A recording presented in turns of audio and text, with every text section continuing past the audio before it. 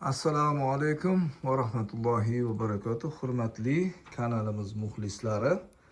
Mana bir ajoyib bir narsa OLXdan sotib oldim va nihoyat Bruder degan narsa. Buni o'sha jo'ja boqqanlar bilar ekan. Men endi olishim bunaqa narsani men hayotda bir jo'ja boqmaganman. Yaqinda inkubatorimiz kelish kerak.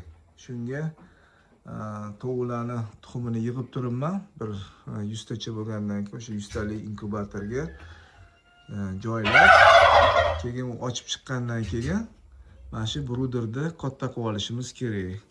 O bruder mana qarang, mana aniq termoregulyatorlari ham joyida. Hammasi ajoyib. Mana bu yerda lampalari ham o'rni bor. Bittasi isitish lampasi, bittasi yoritish lampasi qo'yilgan ekan. Mana tagida setkasi bor. Bu yerda o'sha jo'jalarni axlatib pastga tushib ketar ekanda.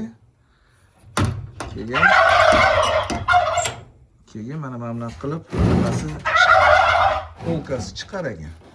Bu yerga polkaga sekin anaqa salapan solib qo'yib, o'sha salapani bilan axlatini olib chiqib, salapani yana tozalab, yana qo'yib qo'yilar ekan. Shunaqa ajoyib narsa. Xudo xolasa shu yaqinda inkubatorimiz keladi. 100 ta tuxum tovuqnikini qo'yamiz va shu ochib chiqsa mana shu bruderga qo'yamiz, katta qilib olamiz degan umiddaman. Kommentariylarda yozib turinglar. Men bir xato qilayotgan joylarim bo'lsa, bilmayotgan joylarim bo'lsa aytib turinglar.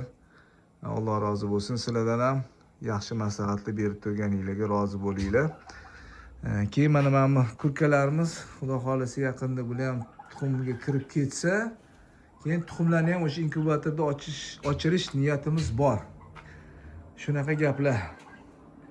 Hammangizga omad, maslahatinglar bo'lsa ayamanglar.